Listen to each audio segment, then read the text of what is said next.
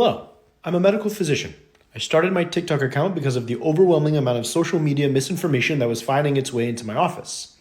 I started the account with a specific goal in mind, and that is to protect patients from emotional, financial, and most importantly, medical harm from said misinformation. I want to share her story of people that were practicing outside of their scope and what that meant for her health and how that didn't stop them from continuing to peddle that misinformation.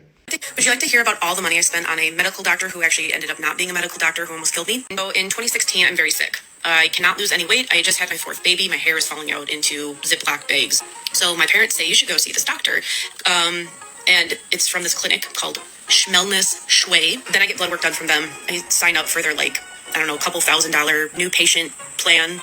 They diagnosed me after getting my blood work back with Hashimoto's disease. But the catch is that they're not actually a doctor. So they believe that they can just heal your body with food and everything's going to be better. So one of the things that they prescribed to me, along with this crazy 700 calorie diet that I was on for about 2 years, they prescribed me a bunch of iodine supplements because I had Hashimoto's disease and clearly I was efficient in that. And then on top of that, they prescribed me these seaweed tablets that I was supposed to take too, which you guessed it contained more iodine. I finally met a friend who also had Hashimoto's disease, and she kindly said, "What in the heck are you doing? Because did you know that iodine, when you overdose yourself, tears apart the flesh of your thyroid?" The creator is referencing something called Wolff-Chaikoff effect. In short, it is if you take too much thyroid, your thyroid doesn't know what to do with it and shuts off entirely. But you would think, based off of her story, they would have changed their management, no? One of the interesting things is that RDA for iodine is 150 micrograms, and that's just to avoid a goiter. But here's the problem. It's not for optimal health.